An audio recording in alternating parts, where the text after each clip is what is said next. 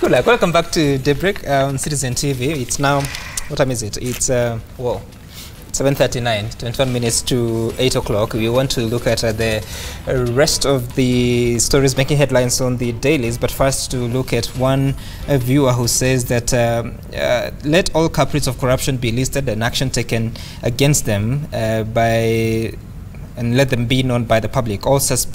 All suspects' property should be confiscated. I support War on Graft. I'm Adrian from Nkobo, Meru. Someone else says that how about police ignoring court orders and protecting criminals despite being served with a court determination? We'll verify that. So, on page 9 of the Standard, Uhuru tour, list of wishes in pipeline.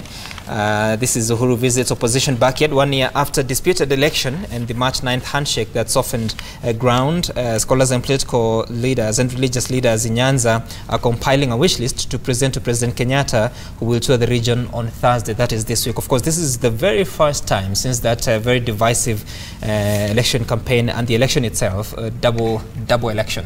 I was with you, I remember. It's the first time that he will be touring Nyanza region, and specifically the counties of Kisumu, Siaya, Homa Bay, Migori. He hasn't been there since election.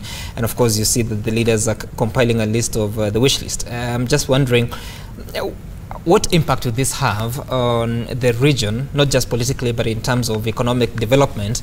And why would it have to take such kind of political realignment or reorganization for a region to really realize that there's actually a president in this country? I think that's the whole challenge. And you know, Sam, you will allow me to keep going back to building bridges, because for me, building bridges sort of took me back to 2002. I was a very happy Kenyan in 2002 when Kenya got back and realized all of us are Kenyans. And the executive is going to be looking to the interests of all Kenyans. I think what happened as we moved somehow from 2007 was a mix-up and a sense of negative ethnicity, lack of inclusiveness, lack of national ethos. There was this idea where being in the executive was seen to be taking us back to the time where you are rewarded if you behave well or you are in the right, if you like, party or the right political angle. And so I think it is not, to me, a surprise that given the kind of situation Kenya found itself in, where we had Kenyans who were very clear that they did not want to continue anymore, looking from outside as if they are not Kenyans, who wanted to secede, Kenyans who declared they had their own president, Kenyans who you could see were very, very serious that it was time for them to begin to create their own space, to come up with their own policies. I think for this reason, it's a good thing for the President Uhuru, to be going to Nyanza, because this has been a region that has, you know, all through the Moi era, sort of left on the outside.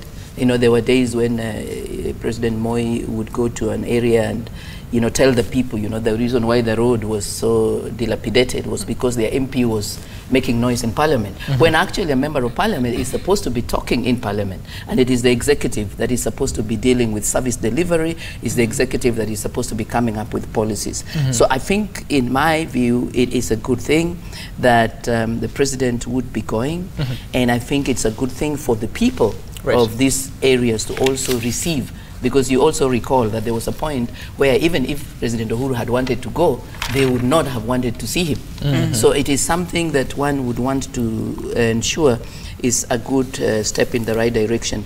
I just hope that we do not get carried away by looking like the President has to come and then you have to come and plead and give a list, because as far as I'm concerned, they are very clear policies.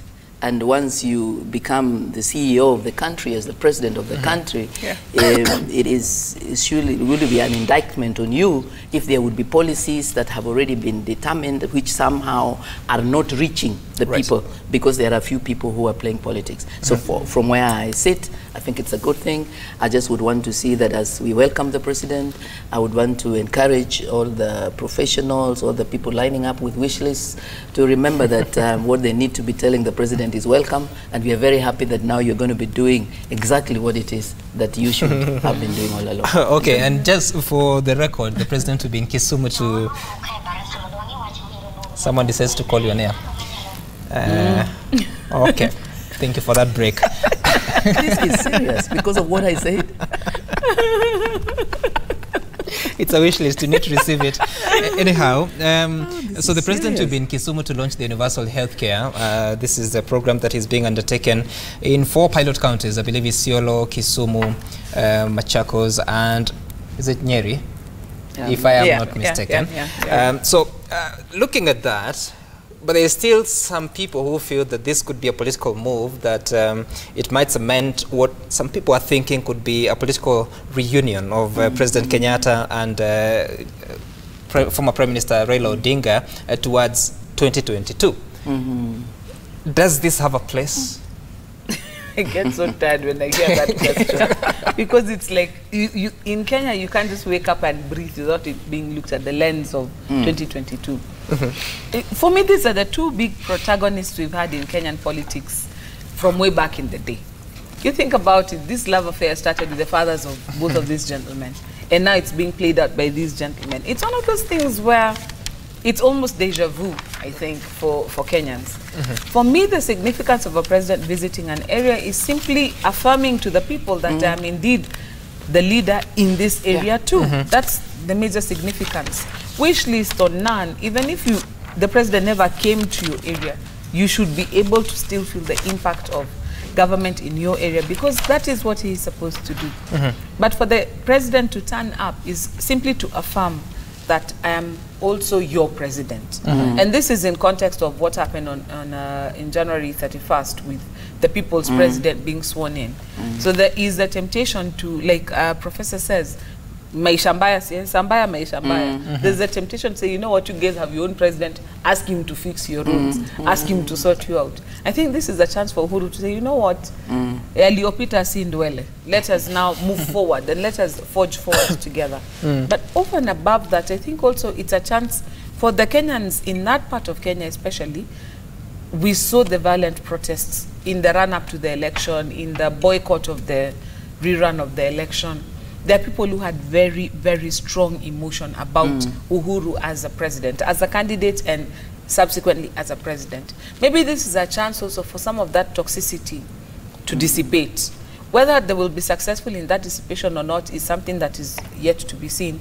But hopefully with the goodwill that Honorable Raila has in that area, and with the work that has gone in behind the scenes, hopefully you will see people who are less bitter with this, because that was part of the criticism that we had of the building bridges. The 2 of you have agreed, but there's those of us down here who we risk life and limb for this issue. How can you just tell us with one handshake it's all over? Maybe this will be a chance for them to say, you know what, sawa, tumewasame. And I'm hoping that that's a sort of healing that comes out of this process. Over and above that, I also hope that the leaders in the area will also take the opportunity to see how important it is to have people at peace so that they can reap the benefits of being Kenyan, rather than this perpetual tug of war of everything being looked at with the lens of 2022. Who knows if God will give all of us life till 2022? They might both be dead by 2022, God forbid. But it's one of those things where let us live in the moment, in the now, and allow even for the political environment to relax and to calm down, so that development can happen. And Honorable Elachi, I want to ask you this question because you are a politician. And of course, the political significance of this visit cannot be ignored. But how do we reorganize our politics so that it doesn't matter who is in power, bearing in mind that we have a devolved structure of governance and there are resources that have been devolved to, let's say, Kisumu County. How do we reorganize our politics so that it doesn't matter who is in office and programs and service delivery that should accrue to Kenyans is still provided? First of all, let me start by just saying we need to thank God that the wisdom that came into the president, that he's able first to meet our former prime minister and have that handshake, was wisdom from God. That indeed, as Jackie said, when I looked at Uhuru Park and I asked myself, these are people who have walked. By the way. Nobody has paid them. They have come voluntarily, left their small Juakali jobs and other jobs, looked at their president, felt relieved, and left. You tell me where Kenya would be today. In all this, we would be having mandamanos and the mandamanos that we have never seen in this country. It would have gone. So first, it was the wisdom of God that Kenya must come back together. Now I'm hoping in Kisumu they are looking at it that way, that there was a purpose, a reason, not a reason about men, a reason that the maker of Kenya realized this country is about to break, and we are just about to bring it back. The world will wonder that a handshake can cool down things, but it did in Kenya. And then from there, now we need to go to the next step, that when the president is coming to Kisumu as the president of the Republic of Kenya, he comes in to start a program, yes, but ensuring the people that I, as the president, I have a responsibility, which I know the president has done even before even all that. He has tried his best to venture in all corners of this country and bring in development. But then that assurance, so that people, because I'll tell you, I went with Honorable Eva to a church in Eva's constituency, and you would see the vibrance of the people understanding building bridges in terms of that handshake. So for me, it is a sign where now everyone is going to believe. You know, Kenyans like seeing. We are Thomases. So they like seeing it. Now when they sit with him both on the ground, you bring down the temperatures completely. And even the governors are now able to work with the president. Because don't forget, the governors are on the ground. They would wish to implement all these programs.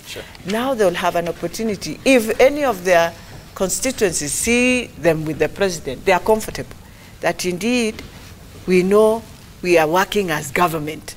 And I think that is the sign that should go on the ground, that look, I am here with the former prime minister, who is your leader, but at the same time now, I can work with Anyang' Nyong'o without having a lot of fitina. I can work with Rasanga without having a lot of fitina. And even Rasanga or Anyang' Nyong'o will feel comfortable facing the president and saying, look, in Siaya, these are the challenges we face as a county and would wish to work with the national government. So for me, it is a very, very significant, not just that, one of those important times in the history of our country. Okay.